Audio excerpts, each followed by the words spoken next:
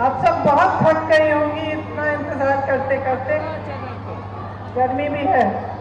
तो सबसे पहले मैं आप सबको धन्यवाद देना चाहती हूँ कि आप यहाँ आई हैं और उसी की जो समस्याएं हैं उनके बारे में मुझे आपने अवगत किया।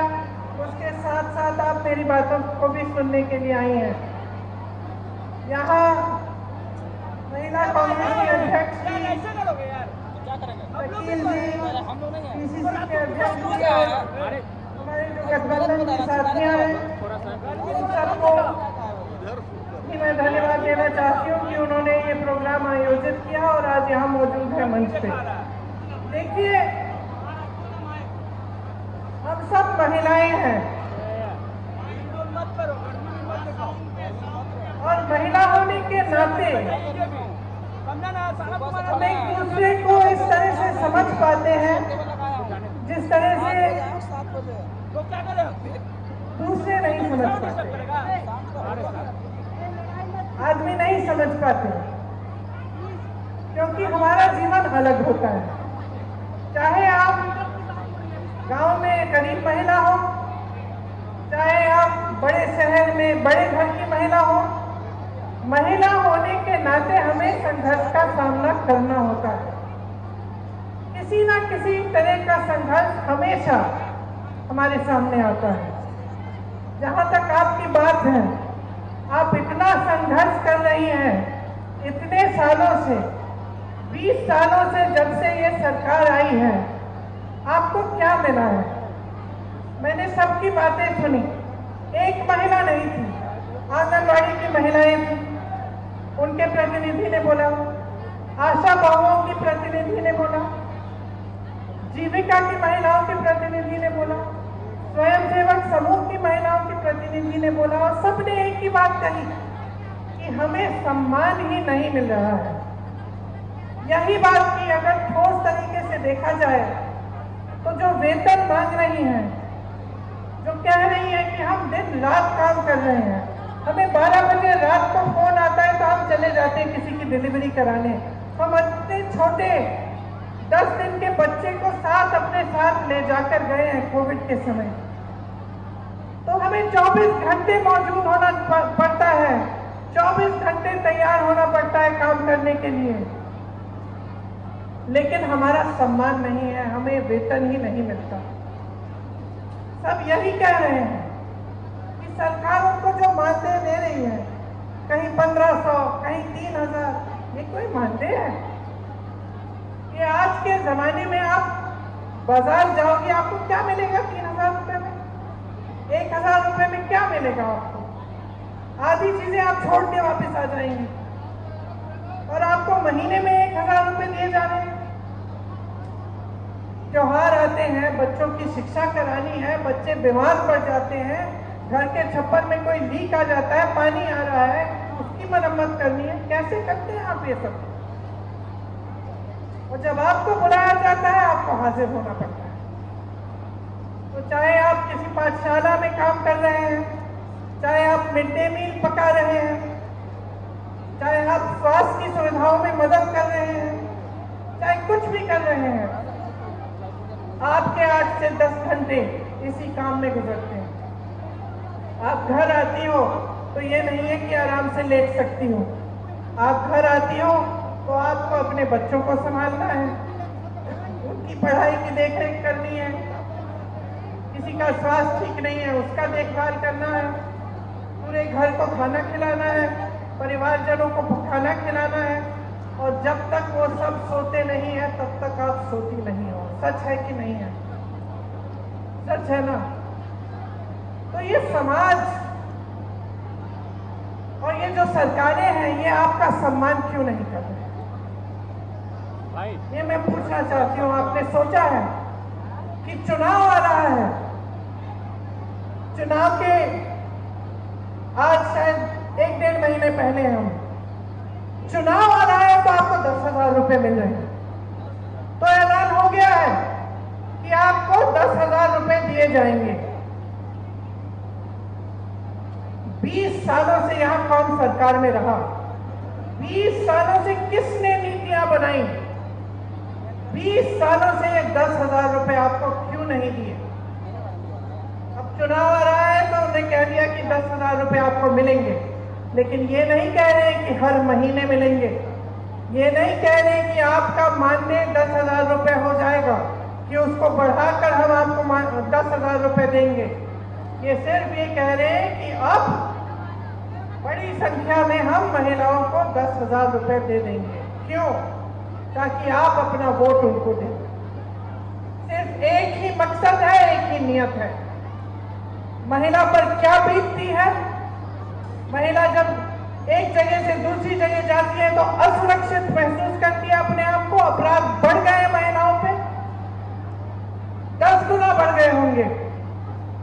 ये जो लड़कियां अभी स्टेज पे आई थी, क्या कह रही थी कि मैं जब कॉलेज जाती हूँ दीदी मुझे डर लगता है, मुझे डर लगता है। पढ़ाई के लिए जा रही है, घर से जा रही है, वापस आ रही है, उसको डर लगता है, क्योंकि इस सरकार ने उसको सुरक्षित करने का कोई काम नहीं किया। महिलाओं के बलात्कार हो रहे हैं, अपराध हो रहे हैं महिलाओं पे, ये लोग FIR दर्ज तक नहीं होने देते। जब आप FIR दर्ज करने जाते हैं मना किया जाता है। मैंने बार बार ये देखा है। मैं यूपी में काम करती थी, 5 साल काम किया। मेरे ख्याल से हर हफ्ते, हर 10 दिन ऐसा एक केस आता था जहां महिला पे अपराध हुआ है और उसके लिए कोई मदद नहीं है, कोई खड़ा नहीं हो रहा है उसको मदद करने के लिए, वो खुद खड़ी है। नौजवान महिलाएं 20-25 साल की अपने आप अपना केस लड़ती थी, FIR दर्ज करने के लिए लड़ती थी, उनको भी जला डाला, मार डाला। तो इस समाज को बदलेगा कौन? बदलेगा कौन? जब तक आप अपनी शक्ति को नहीं पहचानेंगे तब तक कुछ नहीं बदलेगा। और मैं तब से, जब से मैं यूपी में काम कर रही थी, जब से मैंने वहां कहा कि 40% महिलाएं कांग्रेस पार्टी से चुनाव लड़ेंगी, चाहे हारे चाहे कुछ ना हो, लेकिन लड़ेंगी जरूर। इसीलिए ये नारा हमने जारी किया था, लड़ती हूं, लड़ सकती हूं। आपको, महिलाओं को ये बताने के लिए कि आपकी एक बहुत बड़ी शक्ति है। आज नीतीश जी, मोदी जी, अमित शाह जी आज इस शक्ति को पहचान रहे हैं। इस शक्ति को पहचान रहे हैं क्योंकि वो जानते हैं कि महिलाओं के समर्थन के बिना वो फिर से सत्ता में नहीं आ सकते। आज उनको अचानक दिख रहा है कि अगर महिला का वोट मिलेगा तभी हमारी सरकार बनेगी। इसीलिए सारी नई नई स्कीमें निकल रही हैं चुनाव से पहले पहले। लेकिन बहनों, हम महिलाएं तेज भी होती हैं, हमें लोगों की नीयत जल्दी समझ में आ जाती है। अगर हम अपनी बेटी के लिए कोई लड़का देखने जा रहे हैं, सबसे पहले हम उसकी नीयत देखते हैं क्या है, समझ जाते हैं कि किसकी नीयत में खोट है। तो जब आपको सिर्फ चुनाव के पहले स्कीम दी जा रही है, सिर्फ चुनाव के पहले पैसे दिए जा रहे हैं, आपको समझना चाहिए कि नीयत में खोट है। लेकिन आपकी जो इतनी बड़ी शक्ति है वो आप खुद नहीं पहचान पा रही हैं। अगर आप एकजुट हो जाएंगी, इस देश की आधी आबादी है, देखते हैं कौन रोक सकता है आपको। देखते हैं किसकी हिम्मत है, किसी भी पार्टी की हिम्मत हो कि आपको 3,000 रुपए का मानदेय दे महीने में। आप एकजुट हो जाइए, खड़े हो जाइए और अपना हक मांगिए, अपना अधिकार मांगिए, अपनी शक्ति को पहचानिए कि मैं महिला हूं, इस देश की आधी आबादी हूं, ये देश मेरे बिना स्वतंत्र भी नहीं हो सकता था। अगर इस देश की महिलाएं उस समय नहीं जागी होती, अगर वे स्वतंत्रता संग्राम में इकट्ठे होकर लड़ती नहीं, तो हम आज स्वतंत्र भी नहीं होते। तो हाँ, समाज और सरकार को पहचानने की जरूरत है कि हमारी शक्ति क्या है, लेकिन हमें खुद पहचानना पड़ेगा कि हमारी शक्ति क्या है। हमें खुद एकजुट होना पड़ेगा, हमें खुद देखना पड़ेगा कि कौन सी पार्टी, कौन सा गठबंधन हमें सम्मान दे रहा है। और सम्मान का मतलब ये नहीं है कि चुनाव के 10 दिन पहले 10,000 रुपए पकड़ा दिए, हमें खरीदने की कोशिश है। ये हमारा सम्मान नहीं है। हमारा सम्मान तब होगा जब आपको मानदेय, हर महीने का मानदेय सही मिलेगा। सम्मान तब होगा जब आपको पैरों पे खड़े होने के लिए पूरी तरह से सरकार आपका समर्थन करेगी। आपका सम्मान तब होगा जब आपकी बेटियां पढ़ने जाएंगी और अपने आप को सुरक्षित समझेंगी। और मैं आपको सीधा सीधा बता देती हूं कि भाजपा की सरकार, नीतीश जी की सरकार आपको कभी इस तरह का सम्मान नहीं देंगे। 20 सालों से इनकी सरकार चल रही है। आप आवाज उठाती हैं तो क्या होता है? यहां मंच पे कहा, आप आवाज उठाती हैं तो आपका मुंह बंद किया जाता है, पुलिस आ जाती है आपको पीटने, आपको गिरफ्तार करने के लिए। क्यों? अपराध कर रही हैं आप। अपराधियों को तो गिरफ्तार नहीं किया जा रहा है, लेकिन आप आवाज उठा रही हैं, आप अपना हक मांग रही हैं। आप कह रही हैं कि मैं 8 से 10 घंटे काम करती हूं, मुझे ये 1,000-1,500 रुपए का मानदेय, ये 3,000 रुपए का मानदेय स्वीकार नहीं है, मुझे सम्मानजनक मानदेय दो। तो आपको पीटा जाता है, आपको पकड़ के थाने ले जाया जाता है।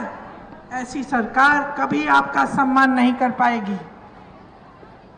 हमारे गठबंधन ने तय किया है कि जो जरूरतमंद महिलाएं हैं उनको 2,500 रुपए हर महीने मिलेगा। आपके मानदेय की बात हम सब अच्छी तरह से समझ रहे हैं और आपके मानदेय को बढ़ाने के लिए, आपके सम्मान के लिए हम सब काम करेंगे। आपने यहाँ मंच पे कई महिलाओं ने अपने बच्चों की स्वास्थ्य की बात की। हमने तय किया है कि जिस तरह से कांग्रेस की सरकार ने राजस्थान में 25 लाख का स्वास्थ्य बीमा जारी किया था, उस तरह से बिहार में हम उसे लागू करेंगे। इसका मतलब है कि 25 लाख रुपए तक कोई भी स्वास्थ्य सुविधा, चाहे वो सर्जरी हो, दवा हो, कुछ भी हो, वो आपको मुफ्त में मिलेगी। ये आपके समर्थन के लिए है, ये इसलिए है ताकि आपको अपने बच्चों के लिए, अपने स्वास्थ्य के लिए, अपने परिजनों के स्वास्थ्य के लिए संघर्ष नहीं करना पड़े। हमने ये तय किया है कि हम भूमिहीन परिवारों को 3 से 5 डिसमिल जमीन दिलवाएंगे। और सुन लीजिए, इस जमीन का मालिकाना हक महिलाओं को दिया जाएगा ताकि जमीन आपके नाम हो, जमीन आपकी हो। ये आपकी शक्ति है जिसे हम पहचान रहे हैं, ये आपका सम्मान है जिसे हम समझ रहे हैं। तो मैं वैसे आपकी बातों को सुनने आई थी, भाषण देने नहीं आई थी। मैं चाह रही थी कि एक संवाद हो, कि मैं भी समझूं, क्योंकि मैं उत्तर प्रदेश की महिलाओं की समस्याओं को जानती हूं, केरल की महिलाओं की समस्याओं को जानती हूं, अन्य जगहों में जहां जाती हूं मैं समझती हूं। मैं समझना चाहती हूं कि कितना संघर्ष है आपके जीवन में। और जो मैंने सुना उससे स्पष्ट हो गया है कि आपके जीवन में इतना संघर्ष है। आप पूरे समाज का बोझ उठा रही हैं, आप समाज का बोझ उठा रही हैं, लेकिन समाज और सरकार आपकी तरफ देख ही नहीं रही है। जहां सरकार को मदद करनी चाहिए, जहां आपको सशक्त करना चाहिए, वो काम नहीं हो रहा है। एक बहन ने रोजगार की बात की, कहा कि यहाँ से तमाम लोग पलायन करके चले जा रहे हैं। इसका मतलब है आप अकेली रह जाती हैं, अकेली सभी संभालती हैं। जो पैसा आता है उससे खर्चा हो जाता है, ऊपर से आप आशा बहुएं हैं, आंगनवाड़ी हैं, आप ये सब काम कर रही हैं, जीविका का काम कर रही हैं, और फिर भी संघर्ष है, अकेली रह रही हैं। तो इतना संघर्ष है, इतना बोझ उठा रही हैं आप, क्या इस बोझ को पहचानना नहीं चाहिए? नेताओं को, सरकारों को क्या आपको नकारा जाना चाहिए? क्या ऐसी बात होनी चाहिए कि भाई चुनाव आ रहा है, चलो अब महिलाओं के लिए जल्दी जल्दी एक स्कीम निकाल देते हैं, 10,000 रुपये पकड़ा देते हैं, हमें वोट मिल जाएगा? क्या ये सही है? मैं सिर्फ ये कहना चाहती हूँ कि अपने अंतर्मन में झांको, देखो जीवन क्या है आपका। आप जी रही हो, आप संघर्ष कर रही हो, आप अनुभव कर रही हो। ये मेरी बहन वर्दी पहन के खड़ी है, पुलिसकर्मी है। क्या इसका संघर्ष कम है? कम नहीं है। जितना आपका संघर्ष है उनका संघर्ष है। हम सब बहनें हैं, हम सब के अलग अलग संघर्ष हैं, और ये बहुत जरूरी है कि हम इन संघर्षों को एक शक्ति में बदलें। कि हम जब देखते हैं कि हमारा जीवन का अनुभव क्या है, कि 20 सालों से हमारे जीवन में तरक्की हुई ही नहीं है, बिहार में आपके जीवन में तरक्की हुई ही नहीं है, इतने साल हो गए हैं। ये कह रही थी एक बहन की 50 साल की स्कीम है, बदलाव नहीं आया। तो जब आपके जीवन में इतना संघर्ष है, ये आपका अनुभव है, आप देख रहे हो, बच्चों को पढ़ा नहीं पा रहे हो, बीमार पड़ जाते हैं, इलाज नहीं कर पा रही हो, दिन रात काम कर रही हो, मानदेय नहीं मिल रहा है, तो अपने मन के भीतर एक ज्वाला जगाओ ना बदलाव की। बोलो ना कि हमें बदलाव चाहिए, कि ये शक्ति हमें महात्मा गांधी जी के संघर्ष ने दी थी, हमारे संविधान ने दिया है, हमें, हमारे पास वोट है, और इस वोट को हम समझदारी से डालेंगे, हम समझदारी से इसका इस्तेमाल करेंगे, हम पूरी जिम्मेदारी से इसका इस्तेमाल करेंगे। कहो अपने आप से कि हमें बदलाव लाना है, सिर्फ अपने लिए नहीं लेकिन सारी महिलाओं के लिए, अपनी सारी बहनों के लिए।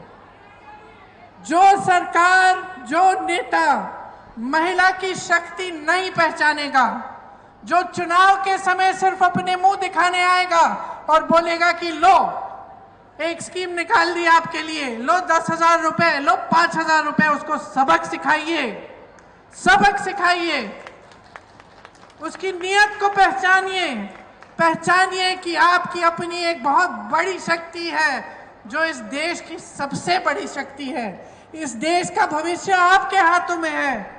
बच्चों को आप पालती हैं, नई पीढ़ी आपके हाथों में है, आप शिक्षा देती हैं, आप समझाती हैं, आप नैतिकता की बात उनसे करते हैं, आप संघर्ष करके स्कूल पहुंचाती हैं, उनको शिक्षा दिलवाती हैं, रोजगार करती हैं, संघर्ष करती हैं।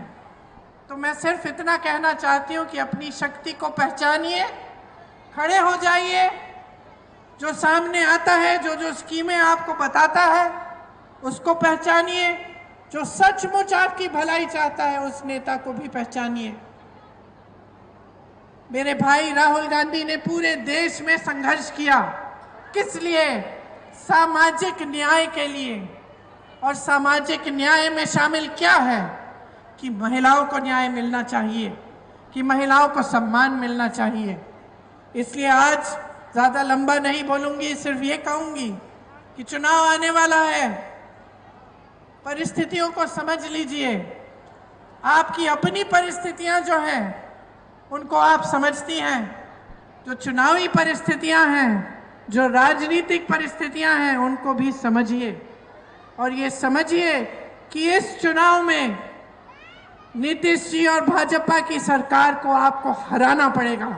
अगर आप सम्मान चाहते हैं, अगर आप न्याय चाहते हैं, तो एक नई सरकार बिहार में बनानी बहुत ही ज़रूरी, बहुत ही महत्वपूर्ण है। आप सबने बहुत इंतज़ार किया, देर भी हो रही है, मुझे लग रहा है कि कुछ बहनें जा भी रही हैं, खाना वाना पकाना होगा, काम करना पड़ेगा। इसलिए आप सबको बहुत बहुत धन्यवाद कि आपने इतनी ध्यान से मेरी बातें सुनी। जय हिंद।